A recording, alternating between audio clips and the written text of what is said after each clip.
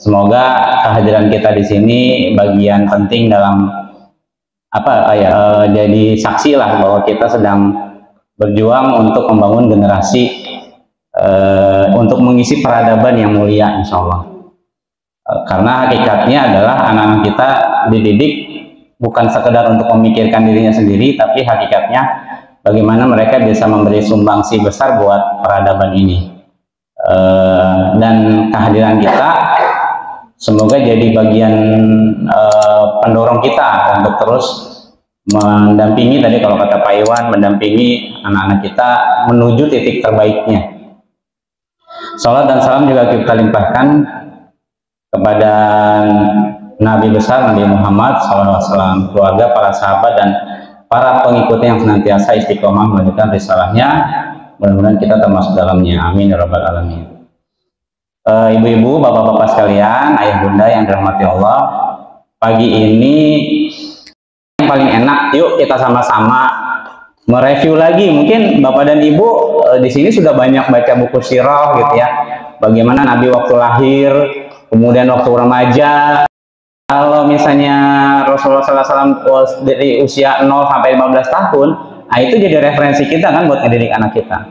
Nah 15 sampai 40 tahun itu bagaimana tuh kita dan anak kita yang sudah di atas 15 tahun, ini kan anak yang ada di sini kan berarti rata-rata usianya SMA di atas 15 tahun, berarti kan dia sudah jadi dewasa gitu, bukan anak-anak lagi.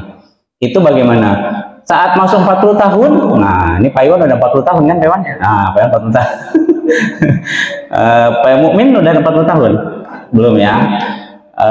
Menjelang 40 tahun, apa yang dilakukan oleh Nabi, perasaan apa yang dirasakan oleh Nabi, itu juga bagian daripada pelajaran yang bisa kita ambil. Bahkan saat nanti Rasulullah SAW diangkat menjadi Nabi, itu udah keseluruhan.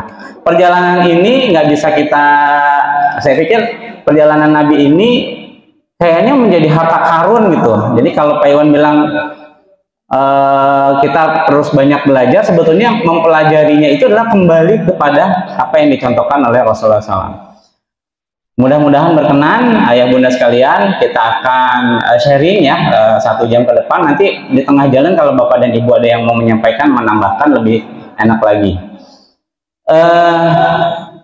Menu kita hari ini saya cuma kasih 3 menu aja pembahasan kita. Yang pertama ini tentang salah aksi, salah konsep ya.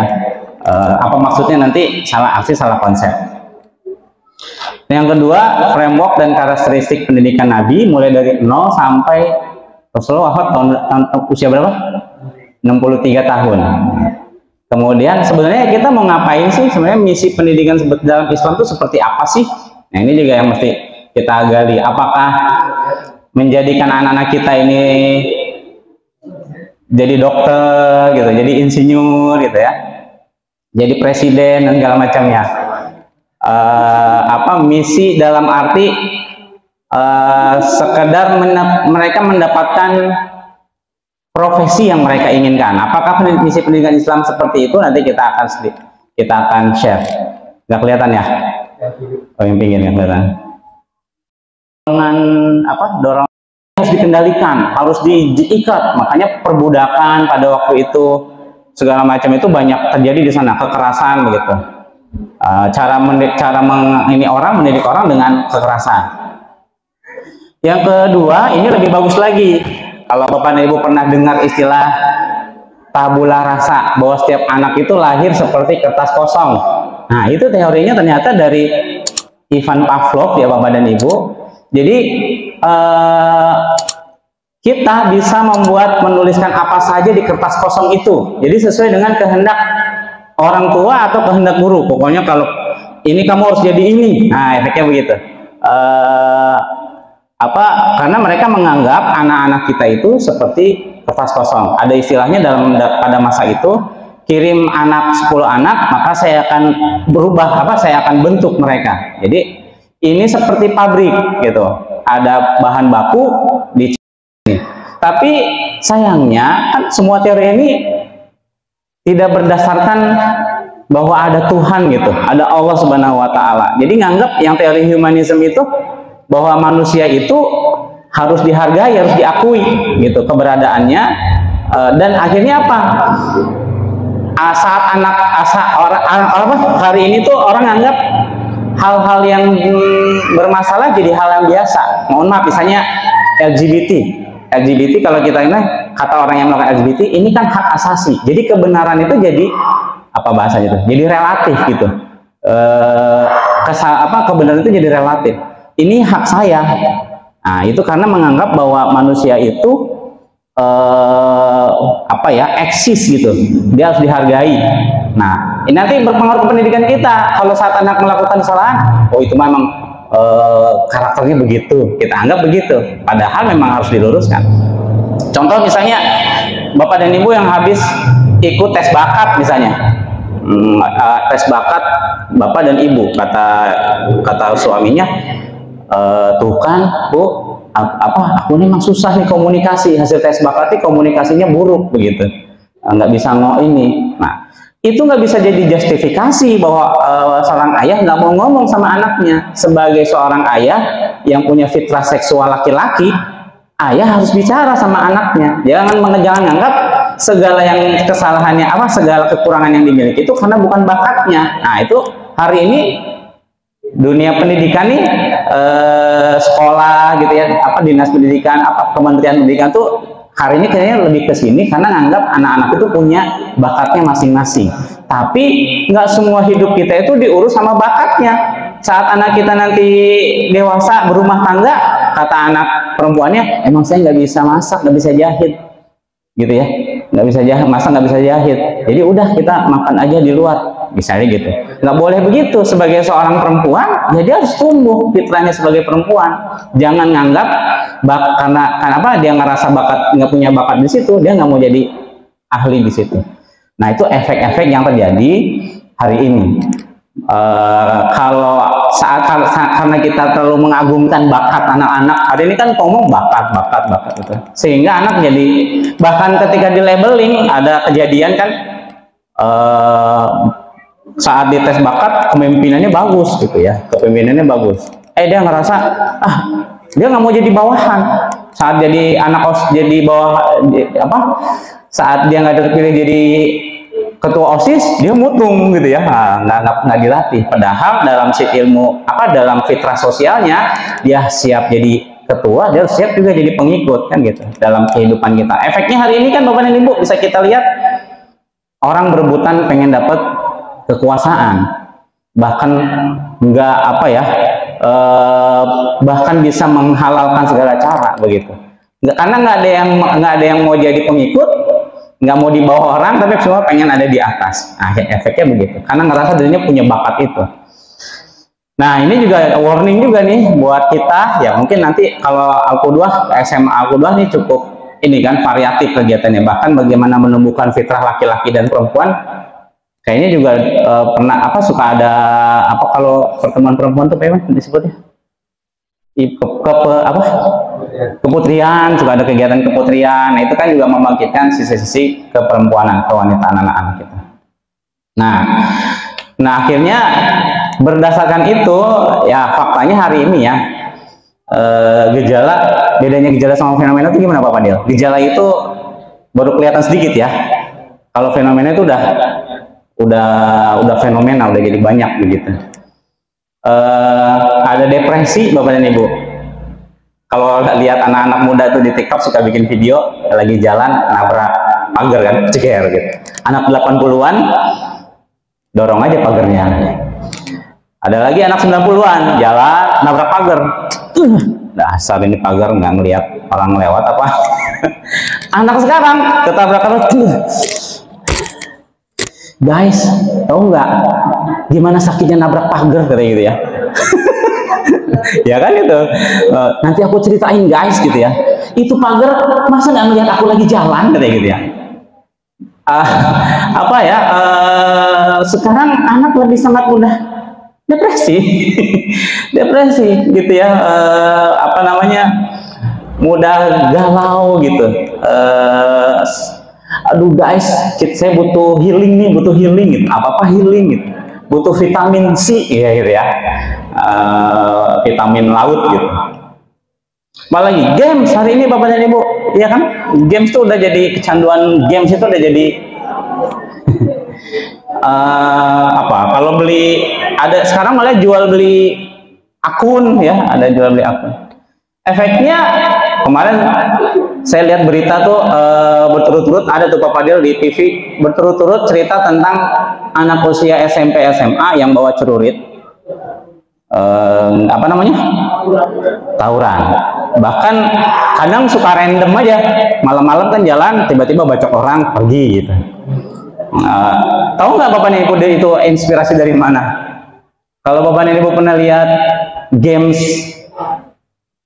apa tuh GTA, Grand Theft Auto, artinya apa nggak tahu nggak itu Bapak dan Ibu? Grand Theft Auto itu merancang pencurian besar itu sebetulnya. Jadi judulnya aja udah kayak gitu ya. Kan tiba-tiba lagi jalan dia pukul orang, jebret. Jalan kemana tusuk orang. Dan ini nggak terjadi di dunia yang lain. Hari ini tetangga-tetangga kita ada yang melakukan itu. Kemarin sepupu saya cerita, eta si anaknya dinamain disebut lah, mau babaturan cenah. Pas dibuka kok aok itu di tasnya ada celurit, ada ini. Dia bilang ini kalau ketahuan, kalau mau begini lagi bapak laporin langsung ke polisi. Jadi karena anaknya udah dewasa ngomongnya begitu kan Ibu, yang bagus tuh ayahnya. Jadi nggak lagi di ini ya, kalau kejadian lagi bukan bapak yang tanggung jawab tapi polisi yang tanggung jawab gitu. Emang anak kalau udah masuk dewasa urusannya begitu. Saya waktu sama anak-anak SMA yang di sini Papri nggak masalah teman-teman mau bergaul sama siapa, tapi kalau udah kecanduan narkoba bukan orang tua yang Papri panggil, tapi Papri langsung panggil polisi gitu. Jadi mohon maaf, dia kan orang masa bodoh, orang tua mau nangis mau apa, tapi takut apa kriminal, yaitu tanggung jawabnya polisi karena teman-teman udah dewasa di sini. Kalau dia berlama-lama main gadget di dalam kamar, itu orang tua yang tenang-tenang aja, harus curiga gitu Bapak dan Ibu. Jadi kalau sehari-hari dia main gadget aja di kamarnya itu, kita harus curiga gitu. Jangan ngerasa aman dengan anaknya anteng di rumah aja, baik gitu ya. Anaknya nggak pernah keluar, nggak pernah ini. Gitu. Karena kalau dulu kita mau melakukan keburukan tuh harus keluar rumah. Kalau sekarang bisa di dalam kamarnya masing-masing udah bisa. Oke, itu LGBT, ini udah ini lagi ya. Apa namanya, laki-laki tanpa tulang gitu ya. Suka sesama jenis gitu. Dan masih banyak lagi. Lambat dewasa Bapak dan Ibu. Ini saya mau sampaikan, lambat dewasa ini kayaknya krisis yang terjadi hari ini. Dulu saya ngerasa waktu saya masih di SMA ini, anak daftarin SMA sama orang tuanya, ya kan, gitu ya. Terus setelah lulus, ada yang dianterin sama orang tuanya nyari, ada juga yang sendiri. Tapi kalau zaman saya, ibu-ibu waktu mau kuliah, berangkat sendiri nggak? Berangkat sendiri. Pak Iwan sendiri dari Bayak waktu itu ke Bandung. Terus kecopetan. Saya sendiri, saya bahkan nggak bilang sama orang tua saya bahwa saya mau kuliah karena ibu bilang nggak ada duit katanya gitu. Jadi jangan kuliah. Tapi saya nekat tes kuliah. Sekarang Bapak dan Ibu ada yang mau tes PNS itu dianterin sama orang tuanya. Udah lulus berarti kan lulus kuliah, tapi dianterin sama orang tuanya. Ini apa ininya? Lambat dewasa anak kita. Bahkan ada juga yang datang ke saya, Pak Pri, di Al-Qudwah ada lowongan nggak? Ada Bu, ini saya bawa lamarannya buat ibu, bukan buat anak saya. Loh, itu kejadian yang saya alami sendiri karena waktu saya kan di HRD kan. Ini Pak, anak ibu di mana? Lagi di rumah katanya. Bapak dan Ibu tahu nggak, HRD itu kan matanya mata telinganya awas ya. Ada orang datang ke tempat ruang HRD, ngetok pintunya, duk. Ini anaknya agresif nih, gitu. Udah ketahuan cara ngetoknya aja. Ada yang tok. Wah, ini kayaknya agak malu-malu nih. Ketahuan kan? Ini ada yang diantar nih, orang tuanya nganterin pakai lamarannya. Oh ini mah, ya udah saya taruh aja di meja nggak saya yang kita panggil. Ketahuan kan? Lambat dewasa ini jadi problem kita Bapak dan Ibu. Bahkan saat mereka nanti menikah, ya apa Iwan gue ketawa. Harus kerja dulu, namanya Teh Kiki ya, alumni Semata juga. Pagi-pagi dia harus kerja, kalau mau sarapan dia harus ambil singkong di situ atau ubi, makan, dia rebus sendiri, makan sendiri. Jadi di sana kalau kita nginep di sana gratis gitu, cuman harus kerja dari ladangnya. Makan, ngambil sayur-sayuran untuk makan hari itu, tidak disimpan. Ini dia bilang filosofi orang dulu.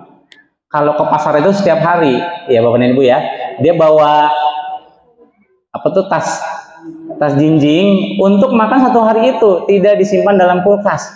Banyaknya penyakit hari ini tuh karena disimpan dalam kulkas, dibawa gitu. Dan nggak ada plastik, nggak ada tempat sampah, nggak ada plastik di sana. Kebetulan Teh Kiki bawa apa tuh namanya ya, kayak beng-beng gitu, dikasih ke anaknya. Anaknya ini aneh, ini apa ini katanya gitu ya.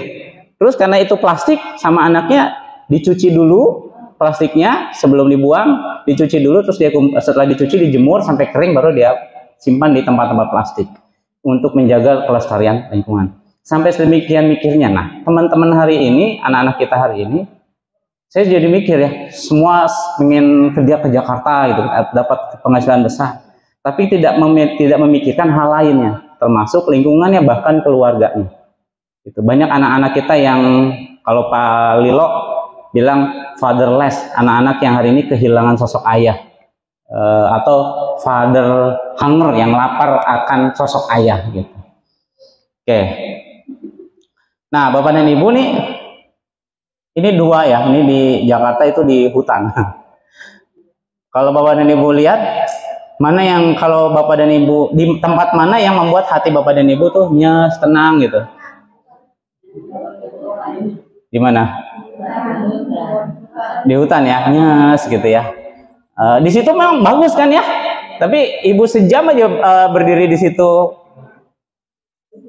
bising gitu, pusing gitu ya. Walaupun keren gitu itunya, tapi paling nggak lama. Tapi kalau di sini kita nyes gitu ya ininya. Jadi induk ayam punya anak kecil-kecil kan, saya ngeliatin aja ya, tiba-tiba anak ayam satu masuk ke got. Nah, si induk ayamnya nggak pergi kemana-mana, dia masih seperti ngasih motivasi untuk anak kecil, anak itu berusaha sendiri, ciap gitu ya. Saya liatin aja ya, saya bantu jangan, dia sendiri ya, usaha lagi, gagal lagi. Sampai akhirnya anak itu bisa, baru ikut bareng sama itu, si ibunya baru jalan kemana-mana lagi. Jadi si ibunya nggak ngebantuin kan, ya emang susah ngebantunya kan, tapi paling tidak anak si induk ayam itu tidak meninggalkan, tapi dia meyakini bahwa anak ayamnya itu pasti bisa lompat ke atas gitu, dan ternyata bisa gitu. Dari hal itu kita bisa melihat bagaimana ayam mendidik anaknya. Nah, berarti manusia, anak ayam tuh kan kecerdasannya juga, otaknya nggak ini kan, tapi anak kita kan hebat gitu, mudah beradaptasi anak kita itu pasti. Nah, apalagi nanti kalau sudah SMA, sekali waktu yang laki-laki, nih Abi kasih uang 500.000, kamu ke Jakarta, terus ke Jogja, naik ini gini-gini, berangkat sendiri, pulang lagi ke sini sendiri gitu. Bisa nggak kayak gitu Bapak dan Ibu? Ini lagi ya adalah ya kembali kita melihat perjalanan hidup Nabi. Nah, kita mau cek nih Bapak dan Ibu. Nih Bapak dan Ibu, ini perjalanan hidup Nabi. 0 sampai 15 tahun. Setelahnya, semakin baik usia 0 sampai 15 tahun pengasuhan dan pendidikannya, anak-anak kita akan semakin survive di depannya. Berarti maksudnya apa? 15 tahun ini ukuran anak kita sudah akil balik. Hampir semua ulama sepakat usia balik dalam Islam itu 15 tahun. Kalau sudah 15 tahun, anak kita itu yang laki-laki ya. Kalau teman saya berani juga tuh, tegas juga, tapi saya mau juga praktekin buat anak saya nanti. Bang, abang udah 15 tahun. Sebetulnya abah bisa nyuruh abah bisa ngusir abang dari rumah ini karena abang udah dewasa. Jadi ini bukan rumah abang, abang harus punya rumah sendiri. Cuma karena kamu masih miskin, jadi abah izinkan tinggal di sini. Jadi harus tahu diri ya, abang tuh numpang di sini. Sampai ngomong begitu.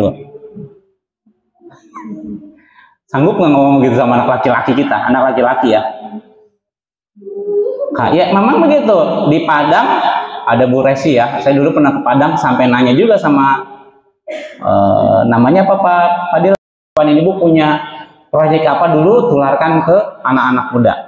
Oke, kita cek satu-satu ya. Nggak apa-apa kita mulai dari 0 tahun ya. Sampai nanti kita sampai ke yang lebih dewasa.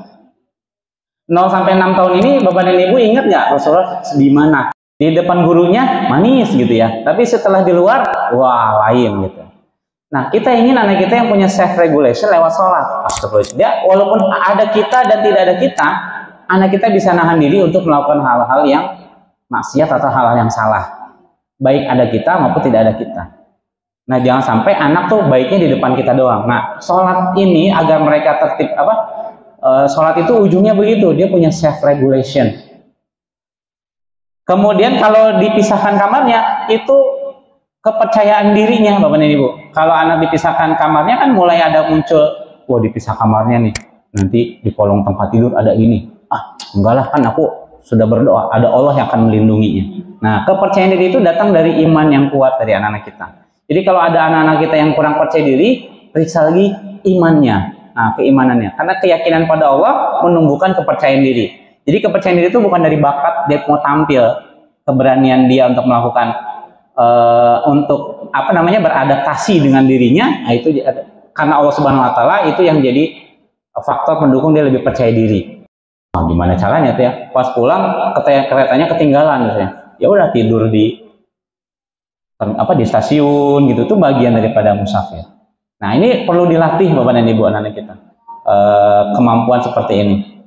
Yang selanjutnya kemampuan bisnis. Nah, ini kemampuan bisnis mandiri, persiapan mandiri. Anak usia ini harus sudah bisa mengelola keuangannya. Walaupun mengelola keuangan sudah dimulai dari usia 7 tahun. 7 sampai 10 tahun. Anaknya Pak Fadil kan ini Sabtu pekan keempat besok kita mau ajak nih, saya mau ajak mereka ke Jakarta, backpackeran ke Jakarta. Saya bilang, Mas Jundi, uangnya harus siap 100.000, gimana caranya? Dihitung lagi sama dia. Wah, kurang Mbah, kurang 20.000. Ya udah, gimana caranya supaya dapat uang itu 20.000 tapi nggak minta lagi nabung, akhirnya nabung segala macam. Nah, hasil nabung itu dia mengelola keuangannya, menahan diri, nggak jajan-jajan kadang misalnya gitu. Ada yang nggak jajan sampai 1 bulan Bapak dan Ibu untuk bisa ngumpulin uang target 200.000 misalnya gitu. Karena kita mau pergi yang jauh. Bisa dilatih sejak usia itu. Oke. Mengajarkan keimanan sebelum mengajarkan Al-Quran. Ini dulu maksudnya apa Bapak Ibu? Dulu ada hadis dari Jundub bilang begini. Jundub tuh bilang begini. Dulu Rasulullah SAW itu ngajarin kita iman baru Al-Quran. Tapi kalian hari ini belajar Quran dulu baru iman, katanya begitu. Anak kita ya baik, insya Allah mengajarkan, menggesa anak supaya hafiz Quran segala macam, tapi perlu dibangun juga iman pada Allah Subhanahu Wa Taala. Jangan sampai saat mereka menghafal Quran tuh jadi beban tersendiri buat mereka. Tapi kalau sudah iman muncul, maka dia akan mau melakukan banyak hal. Kuncinya adalah iman. Dia sama gitu, sama dengan orang dewasa. Jadi kita tuh dengan dia jadi partner sebetulnya, partner bisnis, partner dakwah gitu. Jadi kalau Bapak dan Ibu punya bisnis, ajak itu dari sekarang anaknya untuk terlibat dalam bisnis keluarga. Banyak teman-teman yang punya bisnis keluarga, anaknya dikuliahin sampai tinggi, pas sampai dia selesai kuliah, nak lanjutin usaha Bapak. Enggak lah, mau bikin usaha sendiri, karena dari kecilnya tidak pernah terlibat dalam bisnis keluarganya, begitu. Termasuk proyek-proyek yang dilakukan oleh keluarga. Nah ini Bapak dan Ibu usia ini lagi-lagi saya bilang jangan sampai dibocahkan. Saat Bapak dan Ibu membocahkan, ya selamanya akan jadi bocah. Nah dalam Islam tidak dikenal istilah remaja Bapak dan Ibu. Tidak dikenal istilah remaja. Remaja itu baru dikenal belakangan ini aja. Dulu hanya ada anak-anak, dewasa, anak-anak, pemuda, tidak ada istilah remaja. Nah, remaja ini orang Eropa bingung waktu itu melihat kondisi anak pada waktu usia 15-an ini nggak bisa dikendalikan begitu. Sampai akhirnya mereka menulis dengan istilah teenager gitu, dengan istilah remaja. Nah, bahkan Bapak dan Ibu di budaya-budaya terdahulu itu juga nggak ada istilah remaja. Nelson Mandela itu Di Afrika ada salah satu suku Afrika, saat dia masuk usia balik, usia 15 tahun, ada ritual khusus. Ritual khususnya dia bawa kepala sukunya dibawa, dia dimandiin, dibacain segala macam, sampai yang terakhir itu katanya disunat. Ya, disunatnya bukan pakai gunting tapi pakai golok katanya. Kamu boleh kesakitan tapi nggak boleh nangis karena kamu sudah jadi orang dewasa katanya gitu. Bahkan di suku pedalaman sekalipun tidak mengenal istilah remaja, tapi langsung jadi pemuda, Bapak dan Ibu. Nah, buat kita apa? Ada ritual khusus nggak saat kita mau menyampaikan bahwa kamu ini sudah balik, nak? Gitu. Ada nggak ritualnya buat Islam? Ritualnya apa, Bapak dan Ibu? Kalau di orang Yahudi ada namanya bar mitzvah. Bar mitzvah itu upacara dari anak-anak ke dewasa. Kalau kita apa, Bapak dan Ibu? Tahu nggak apa? Pak Mumin? Ada nggak upacara dari anak ke dewasa? Ritualnya yang sholat, gitu. Kalau anak ibu perempuan, nah ini mau kena ibu yang jahit sendiri. Ibu tahu hari ini kamu sudah 15 tahun, kamu sudah balik.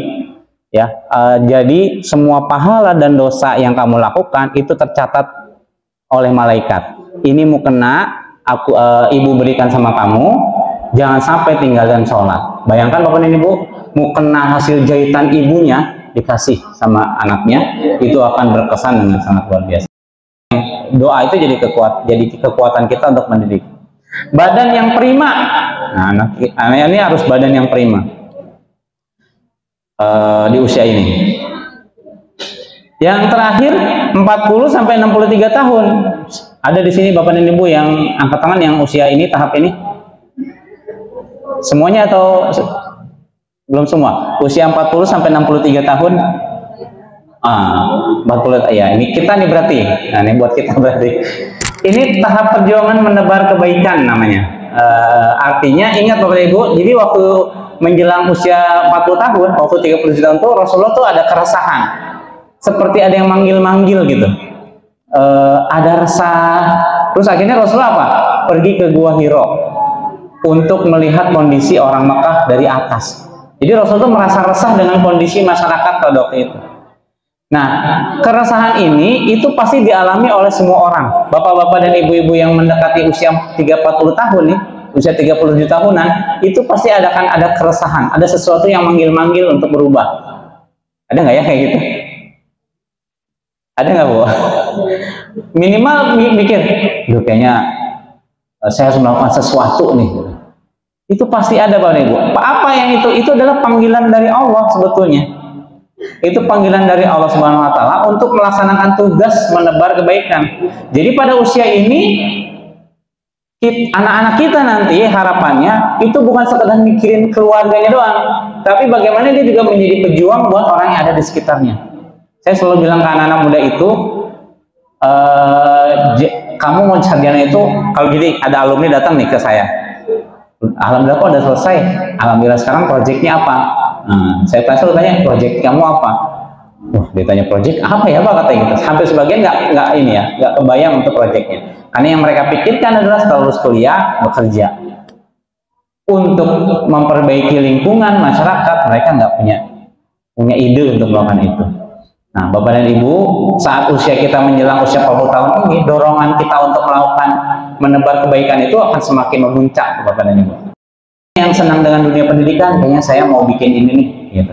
Ada yang senangnya ingin mensejahterakan orang, saya kayaknya mau ngelatih anak muda nih supaya bisa terampil gitu ya. Nah, saat Bapak dan Ibu punya pikiran itu dan melakukan aksi itu, gitu ya, pasti akan muncul kebahagiaan tersendiri. Ada rasa yang luar biasa, Bapak. Karena memang fitrahnya manusia senang berbagi. Ketika Bapak dan Ibu berbagi ke orang lain, pasti efeknya akan punya kebahagiaan tersendiri buat Bapak dan Ibu, buat kita sendiri, gitu. Coba ya Bapak dan Ibu, kita bisa rasakan. Nah, di usia ini Rasulullah juga ada hijrah. Hijrah ini seperti robot akhirnya Bapak dan Ibu. Tapi bagaimana bahwa Bapak dan Ibu jadi pejuang, jadi guru, maka jadilah pejuang pendidikan. Kalau anak kita tidak ingin jadi dokter, jadilah pejuang kesehatan.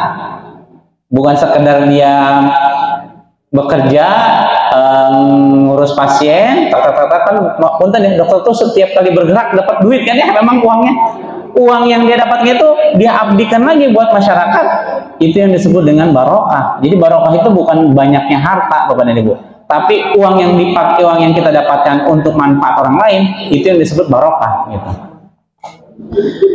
Saat dia jadi apalagi saat dia jadi hakim, maka dia harus jadi pejuang keadilan gitu ya, pejuang kebenaran gitu. Dia harus adil.